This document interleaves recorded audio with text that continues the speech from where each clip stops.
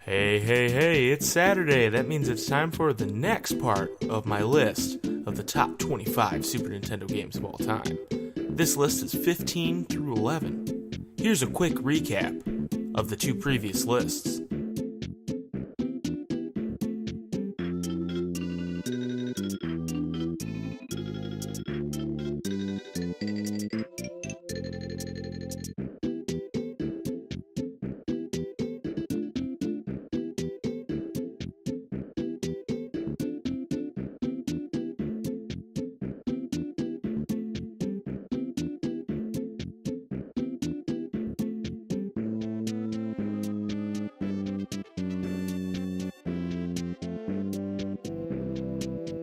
Groovy. Now let's get on with the list, but first, an honorable mention. The Ren and Stimpy Show. Vidiots. Idiot. More like Vidiot, am I right? Vidiots is a game with 4 levels based on 4 episodes of the Ren and Stimpy Show. What's the Ren and Stimpy Show? Idiot.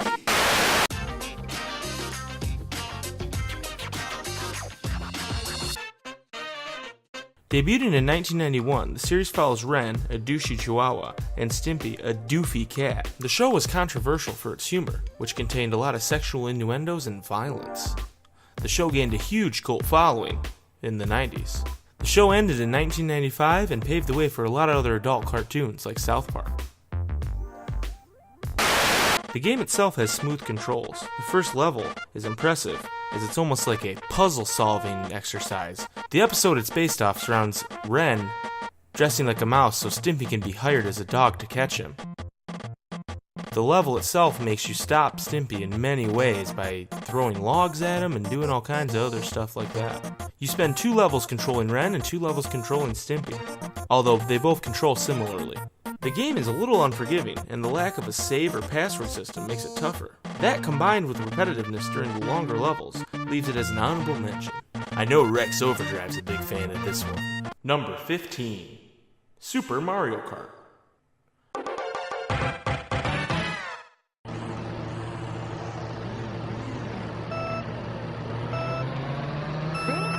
Vroom, vroom, vroom. This one's an easy inclusion on my list. The first game in what is now a long-running series, Super Mario Kart had the right formula from the get-go.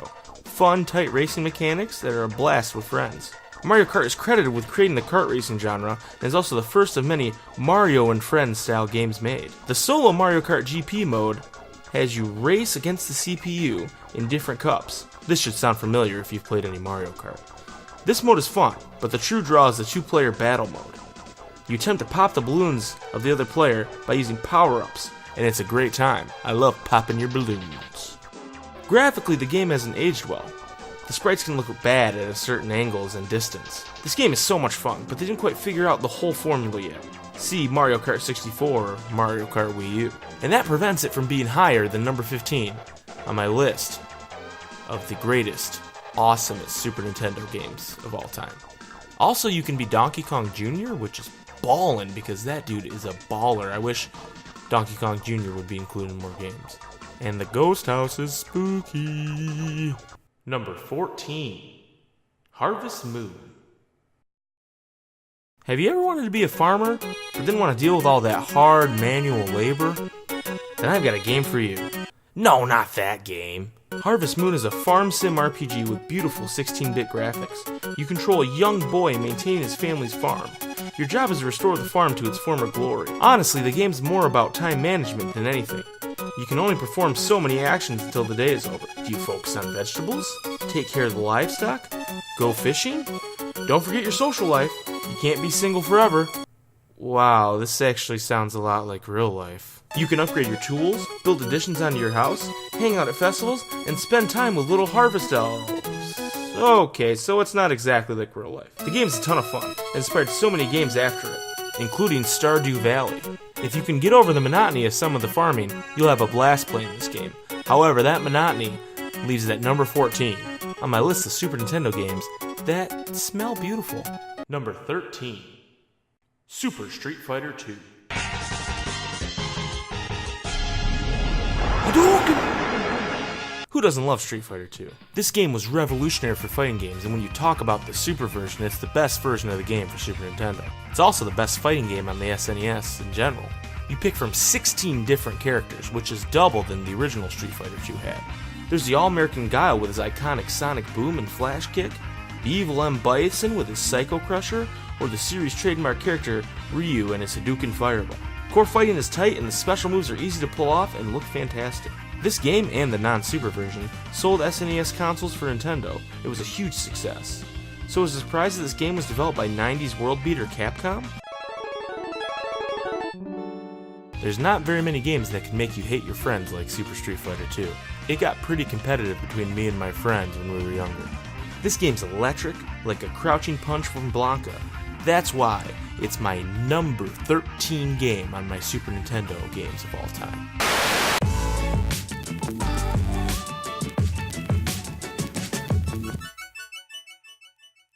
Fun fact for everybody, did you know that Balrog was originally named M. Bison, like Mike Tyson, M. Tyson? Obviously, when they released the game in America, they decided to make a little switcheroo, so Vega became M. Bison, Balrog became Vega, and M. Bison became Balrog. It's a little confusing. They wanted to avoid getting sued by Mike Tyson, obviously, because he looks a lot like Mike Tyson. Look at him. Looks just like Mike Tyson. Number 12, SimCity. I love the SimCity series. Building a city is a blast, and trying to solve the problems that come with it is rewarding. That love was born playing SimCity for the Super Nintendo. The game is simpler than newer versions, but that allowed my young mind to grasp the concepts that lead to more complexity. You start with a random area of land and build it up to a bustling metropolis, all while dealing with problems like pollution, crime, budget, and traffic jams. The Super Nintendo version also has Bowser as a disaster, kind of like Godzilla trouncing through your city, destroying buildings. You can also get a Mario statue for reaching a certain population. Also new to the Super Nintendo version is a character named Dr. Wright, who acts as an advisor. Just talking about this game has got me itching to play. Expect a Let's Play on the way. This game is full of fun and borderline addictive. That's why it's my number 12 Super Nintendo game of all time. Most of the time when I play, I use cheat codes to get unlimited money. It's a little secret for you. I have my gain turned up on my mic. It sounds really good. Oh yeah. I want to just sit here and listen to it. I bet you guys are ready for the number 11 game. Me too. Number 11. Teenage Mutant Ninja Turtles 4, Turtles in Time. Cowabunga, dude! Turtles in Time is one of the best beat-em-ups of all time, and it's certainly the best on the SNES. You control one of the 4 Ninja Turtles in a quest to defeat Shredder and get back the Statue of Liberty. Why did Shredder steal the Statue of Liberty again? Reasons? Don't worry about it, it's diabolical, okay? The game has 2 parts. First, your trip to the Technodrome to fight Shredder, after defeating him by throwing foot soldiers at the screen. That's right, you throw them at the screen. You get sent on a journey through time and space. It takes you to caveman times, pirate ships, and futuristic space stations. The end bosses are great and include familiar faces from the 80s TV show and the 90s movies. The music is also outstanding. Who doesn't love hearing this sound? Big Apple, 3 a.m.